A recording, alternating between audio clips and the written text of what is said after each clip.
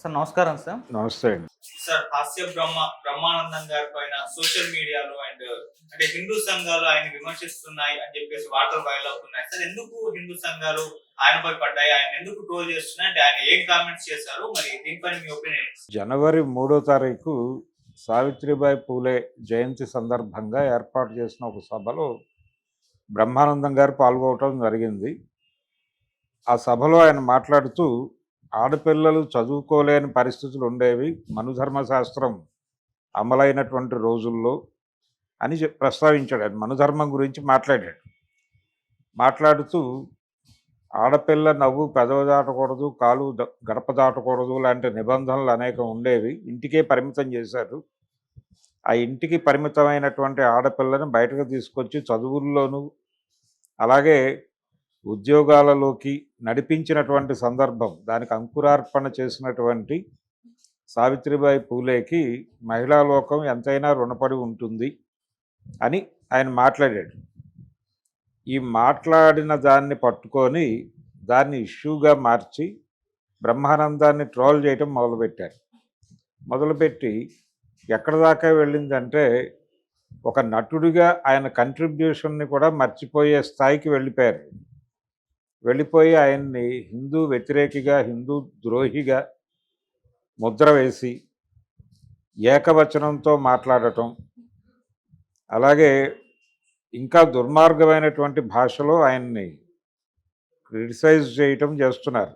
అంటే ఈ హిందూ మతాన్ని మేము ఉద్ధరిస్తున్నాం అని చెప్పుకుంటున్నటువంటి కొన్ని యూట్యూబ్ ఛానల్స్, వాటిలో బ్రహ్మానందాన్ని టార్గెట్ చేసి అనేక వీడియోలు చేస్తున్నారు. విపరీతంగా సర్క్యులేట్ అవుతున్నాయి.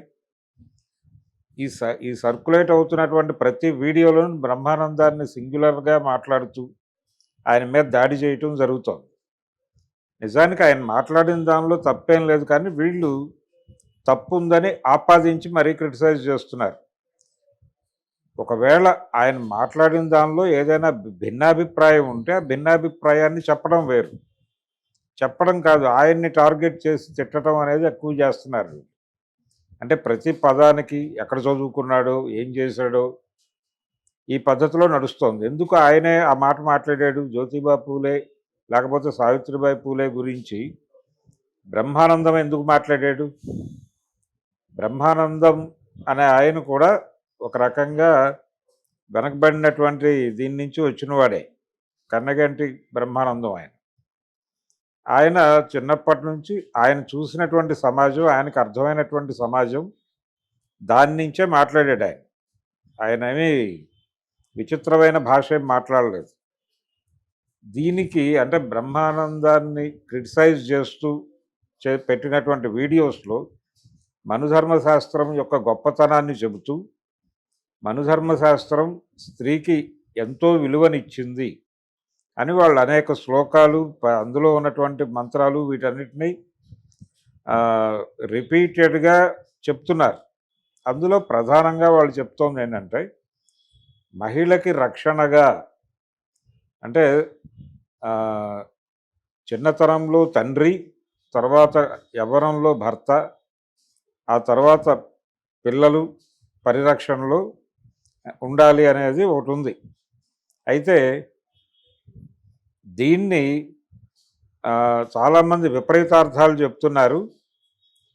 ఇది చిన్నప్పుడు స్త్రీని తండ్రి రక్షించాలి, యవ్వనంలో భర్త రక్షించాలి, వృద్ధాప్యంలో పిల్లలు రక్షించాలి, అంటే ఆడపిల్లకి అంత ప్రాధాన్యత ఇచ్చింది మనుధర్మం అని చెప్తున్నారు. రక్షించడం ఏమిటి? వాళ్ళ జీవితాలు వాళ్ళు గడుపుతారు కదా స్వేచ్ఛగా. అంటే కట్టుబాటులో ఉండాలి. చిన్నప్పుడు ఆడపిల్లని తండ్రి కట్టుబాటులో పెంచాలి, అలాగే యవ్వనంలో భర్త కట్టుబాటులో ఉండాలి, అలాగే వృద్ధాప్యంలో పిల్లల కట్టుబాటులో ఉండాలి అని ఒరిజినల్ సెన్స్ అది. అంతే తప్ప స్త్రీని అలా వదిలిపెట్టేస్తే ఏదైనా జరగచ్చు అనేది. స్త్రీ చుట్టూనే కల్చర్ని తిప్పే ప్రయత్నం చేశారు. దీని ద్వారా ఏంటంటే వీళ్ళ కల్చర్కి ఒక మూర్తిగా మహిళ ఉంటుంది, కానీ ఈ కట్టుబాట్ల సంఖ్యలలో ఉంటుంది తప్ప స్వేచ్ఛగా లేదు. ఆ స్వేచ్ఛ లేకపోవడం వలనే వాళ్ళు చదువుకి దూరంగా ఉన్నారు, విద్యాలయాలకు దూరంగా ఉన్నారు అని ఆవేదన వ్యక్తం చేశాడు ఆయన. వీళ్ళు చెబుతున్నది, ఆయన చెబుతున్నది ఒకటే. కాకపోతే వీళ్ళేంటంటే అలా మహిళల్ని పూజించినటువంటి, అలా ఇళ్లల్లో పెట్టి పూజించినటువంటి అంత పవిత్రమైన స్థానం ఇచ్చాం మేమని చెప్తున్నారు. ఆ పవిత్ర స్థానం ఇచ్చారు కరెక్టే. ఆ పవిత్ర స్థానం ఇవ్వటం ద్వారా ఈ హైందవ ధర్మాన్ని కాపాడటము, ఈ మొత్తానికి ఒక మహిళని సెంట్రిక్గా పెట్టి వాళ్ళని అక్కడ కట్టేశారు. దాంతో వాళ్ళ జీవితం మొత్తం కూడా కట్టుబాట్ల చట్రంలో ఇరుక్కుపోయి అక్కడి నుంచి అంటే ఏదైనా సరే, ఏ విలువైనా సరే మహిళ ఆధారంగా నడుస్తుంది మనకి. అందుకని కమ్యూనిస్టు పార్టీల మీద వీళ్ళు చేసే విమర్శ ఎలా ఉంటుందంటే, అక్కడ కమ్యూనిస్టు సమాజంలో మొత్తం సంపద సమాజపరం చేస్తారు అన్నప్పుడు, సమాజపరం చేస్తారంటే ఆడవాళ్ళను కూడా సమాజపరం చేస్తారా అని అడుగుతారు వీళ్ళు. అంటే ఒక ప్రాపర్టీగా చూడటం అనేది అలవాటు అయిపోయింది వీళ్ళకి. ఆడపిల్లల్ని కూడా ఒక సంపదగా చూడటం అలవాటు అయిపోయి, సంపదని సమాజపరం చేస్తారు అనగానే ఆడపిల్లల్ని కూడా సమాజపరం చేస్తారా అని మాట్లాడేసే పరిస్థితికి వాళ్ళ బుర్రలు వచ్చేసినాయి. అదేమిటి అంటే, మేము ఎంత గౌరవిస్తాం, ఆ గౌరవం అనేటువంటి చట్రంలో పెట్టి, మేము పూజిస్తామనేటువంటి చట్రంలో పెట్టి వాళ్ళని స్వేచ్ఛగా బతకలేని పరిస్థితి కల్పించారు. ఆ కల్పించడం వలనే వాళ్ళని బయటికి తీసుకురావడానికి అనేక ఉద్యమాలు చేయాల్సి వచ్చింది. అలాగే ఆయన ఇంకొక మాట ప్రస్తావించాడు, మాకంటే చాలా ముందు జనరేషన్స్లో సతీ సహగమనం ఉండేది అన్నాడు. ఈ సతీ సహగమనం అనేది తప్పు, అటువంటిది భారతీయ సమాజంలో ఎప్పుడూ జరగలేదు. సతీ సహగమనము రాజా రామ్మోహన్ రాయ్ ఆ సాంఘిక దురాచారాన్ని రూపుమాపడం కోసం ఉద్యమం చేశాడు. ఇవన్నీ చాలామంది కమ్యూనిస్ట్ ఇన్ఫ్లుయెన్స్తో మాట్లాడతారు, కానీ అవన్నీ తప్పు అని ఈ వీడియోలు చేస్తున్న వాళ్ళందరూ నిర్మోహమాటంగా చెప్పేస్తున్నారు. చెప్పేస్తూ ఈ రాజా రామ్మోహన్ రాయ్ అనేవాడిని భుజానేసుకోవటం తప్పు అని. అలాగే వీళ్ళు ఆయన మాట్లాడినటువంటి మాటల్లో ఆయన చెప్పినవన్నీ కూడా ఎక్కడో ప్రక్షిప్తాల నుంచి కోట్ చేస్తూ ఉండుంటాడు బ్రహ్మానందం. అంటే మనుధర్మశాస్త్రానికి ఎక్కడో యాడ్ అయినటువంటి వాటిని పట్టుకొని ఈయన విమర్శిస్తున్నాడు. మనుధర్మశాస్త్రం అందరినీ సమానంగా చూసింది, అందరినీ కూడా సమానంగా ఆదరించింది. ఈ రోజుకి అదే మనకి అనుసరణీయము, ఆచరణీయము అనేది వాళ్ళు ప్రధానంగా చెప్తోంది. అంటే మనుధర్మశాస్త్రాన్ని ఇంప్లిమెంట్ చేయండి అని చెప్పడంతో పాటు ఇక్కడ బ్రహ్మానందం మీద ఎందుకు దాడి చేస్తున్నారు వీళ్ళు అంటే, వీళ్ళ రోజువారీ పని ఏమిటంటే, ఎవరైనా సరే హిందూ మతానికి మీద ఏదైనా చిన్న విమర్శ చేసినా, ఇందులో ఈ లోపం ఉందేమో అని మాట్లాడిన చిన్న మాట మాట్లాడితే దాన్ని పట్టుకుని ట్రోల్ చేయటం అనేది ఒక కల్చర్గా డెవలప్ చేశారు. ఎందుకు అంటే, బ్రహ్మానందం ఇలా మాట్లాడాడు అంటే హిందూ మతం ప్రమాదంలో ఉంది అని చెప్పచ్చు. బ్రహ్మానందం లాంటి వాడు ఇలా మాట్లాడాడు, ఆయన కంట్రిబ్యూషను అవన్నీ గంగలో కలిపేశారు. నటుడిగా ఆయన కంట్రిబ్యూషను, అలాగే ఆయన లెక్చరర్, ఆయన బాధ్యత కలిగినటువంటి ఒక లెక్చరరు, చదువుకున్నవాడు, ఆయన కూడా శాస్త్రాలు చదువుకున్నవాడే. ఆయన ఏమీ ఇల్లిటరేట్ కాదు, ఎవరో రాసిచ్చిన స్క్రిప్ట్ చదివాడని మాట్లాడుతున్నారు. ఎవరో రాసిచ్చిన స్క్రిప్ట్ కాదు, ఆయన స్పృహతోనే మాట్లాడాడు. బ్రహ్మానందం మాత్రమే అలా మాట్లాడగలడు, ఎందుకంటే బ్రహ్మానందం వచ్చినటువంటి నేపథ్యం అది. ఆయన ఏమీ అగ్రకులాల్లో పుట్టినవాడేం కాదు, ఆయనకి జీవితం ఏమిటో తెలుసు, తను పడినటువంటి కష్టాలు తెలుసు అతనికి. అలాగే కుల సమాజం ఎలా ఉంటుందో తెలుసు, కుల సమాజం ఎలా చూస్తుందో తెలుసు. అందుకని ఈ కుల సమాజానికి మూలం ఏమిటి అనేది ఆయనకు తెలుసు. మనుధర్మం అనేటువంటి చట్రంలో తమని ఎంత ఇబ్బంది పెట్టారో ఈ కుల సమాజంలో అన్ని ఇబ్బందులు చూసిన వ్యక్తిగా ఆయన రియాక్ట్ అయ్యాడు. ఆ నిజానికి ఆ ఫంక్షన్కి ఆయన అందుకే వెళ్ళాడేమో, జ్యోతిబా పూలే జయంతి కార్యక్రమానికి ఆయన అందుకే హాజరై ఉంటాడు.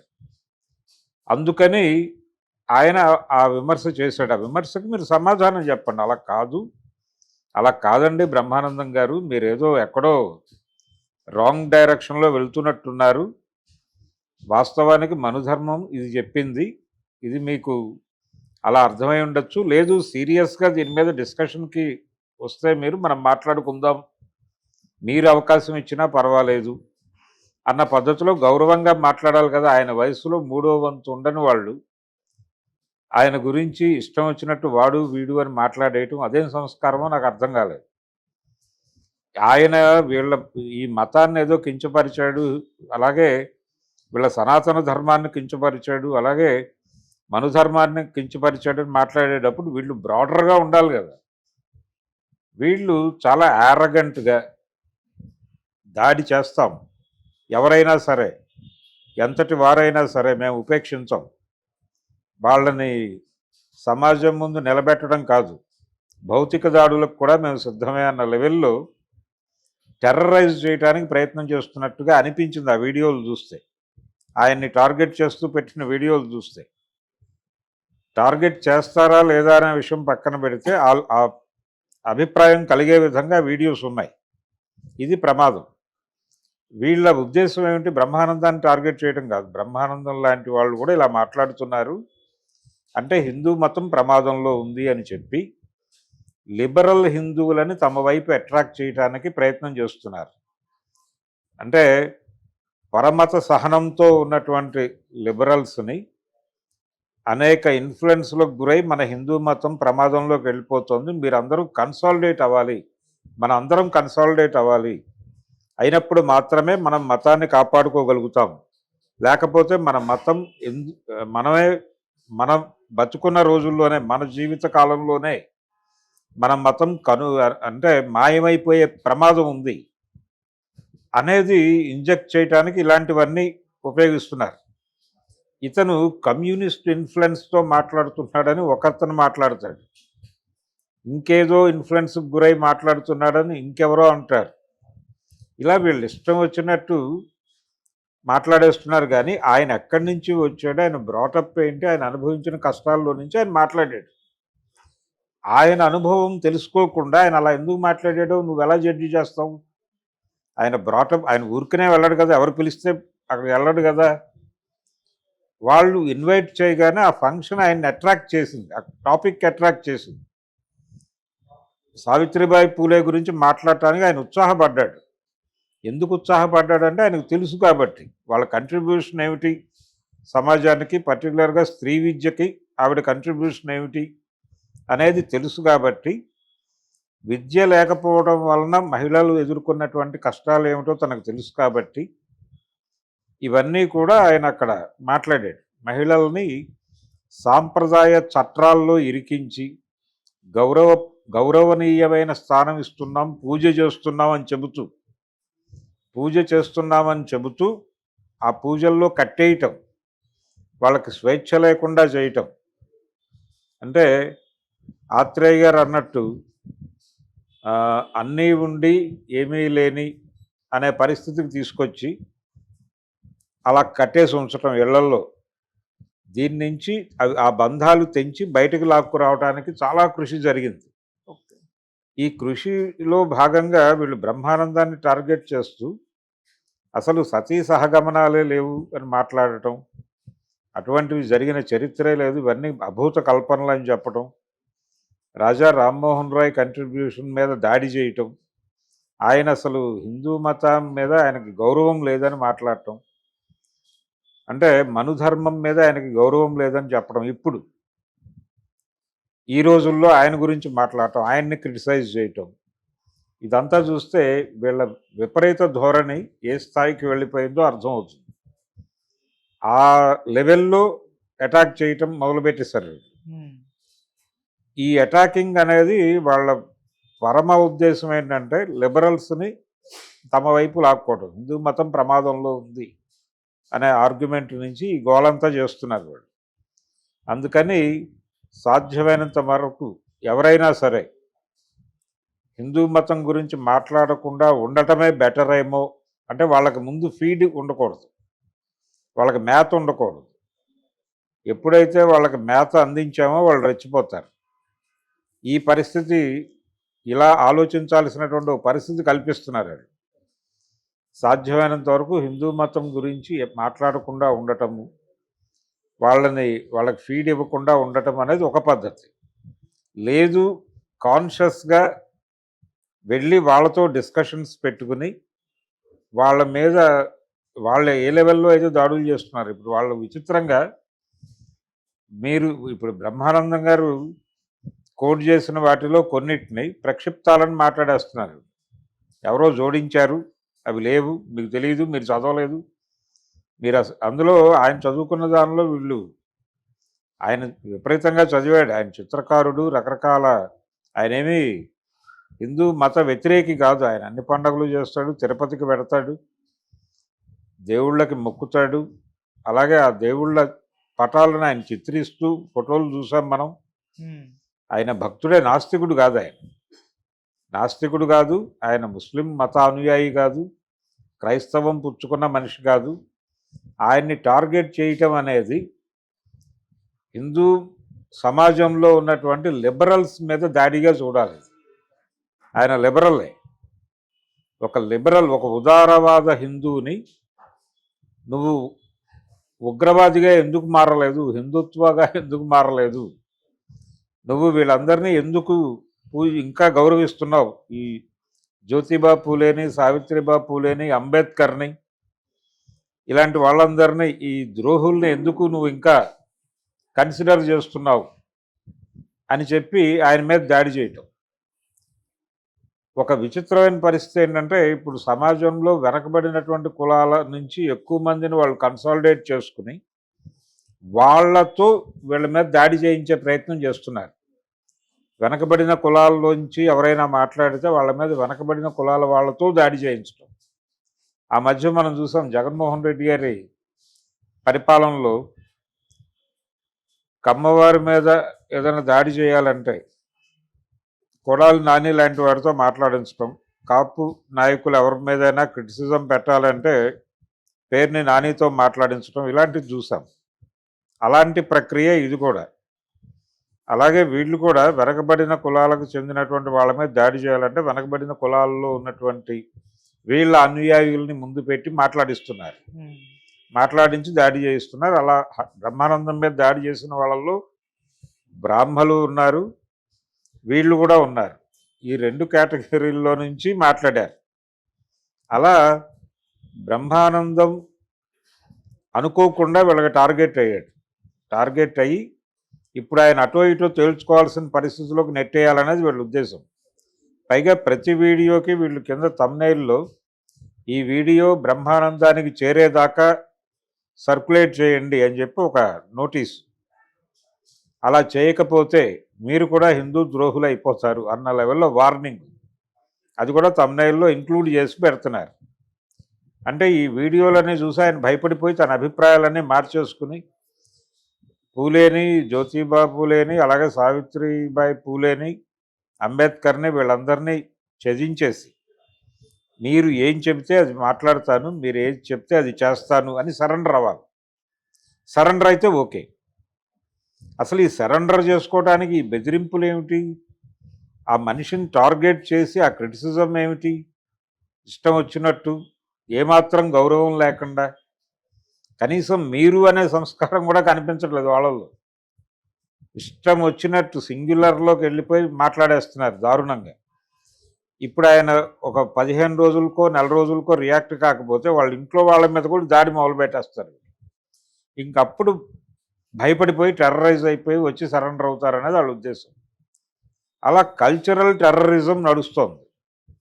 ఈ హిందుత్వ శక్తుల నుంచి కల్చరల్ టెర్రరిజం అనేది చాలా బీభత్సంగా నడుస్తోంది. ఈ కల్చరల్ టెర్రరిజం మీద ప్రభుత్వాలు ప్రత్యేకంగా దృష్టి పెట్టాల్సిన అవసరం ఉంది. కానీ మన ప్రభుత్వ శక్తులు, అంటే ఈ సోషల్ మీడియా మీద వాళ్ళు పెట్టినటువంటి ఒక విభాగం ఉంది, సైబర్ క్రైమ్ అని. అక్కడికి వెళ్ళి మాట్లాడితే వాళ్ళు కూడా వీళ్ళకి మార్జిన్ ఇస్తారు. అవునండి, ఆయన అలా మాట్లాడకుండా ఉండాల్సింది అంటాడు అక్కడ ఉన్న ఆఫీసర్ ఎవరు. హిందూ మత మనోభావాల్ని గాయపరిచాడు కదా ఆయన, మనుధర్మాన్ని కించపరచడం అంటే. ఆయన డెఫినెట్గా అలా మాట్లాడి ఉండకూడదు అని మాట్లాడతారు వీళ్ళు. ఒకవేళ ఆయనే వెళ్ళి కేసు పెడదామని ట్రై చేసిన ఆ అడ్వాంటేజ్ ఉంది వీళ్ళకి. ఆ అడ్వాంటేజ్ పట్టుకుని ఇలా చెలరేగిపోయి ఎవరి మీద పడితే వాడి మీద దాడులు చేస్తుంటే భారతదేశంలో లౌకికవాదం ఉందా చచ్చిపోయిందా అనేటువంటి పరిస్థితి వస్తోంది. అందుకని లౌకికవాదాన్ని నమ్ముకున్న వాళ్ళు, ఇప్పటికీ ఈ దేశంలో అన్ని మతాలకి సమాన గౌరవం దక్కాలనుకుంటున్న వాళ్ళు, వాళ్ళకంటే ముఖ్యంగా హిందూ మతంలో ఉన్నటువంటి లిబరల్స్ని కాపాడుకోవాలి అనేటువంటి ఆలోచన ఉన్నవాళ్ళు, వీళ్ళు బ్రహ్మానందం మీద జరుగుతున్నటువంటి ఈ దాడి గురించి మాట్లాడాల్సినటువంటి అవసరం అయితే ఉంది. ఓకే. బ్రహ్మానందం లాంటి వాళ్ళని కాపాడుకోవాలి. బ్రహ్మానందం ఏమి హిందూ మతం దాటిపోలేదు. ఇలా దాటిపోని వాళ్ళు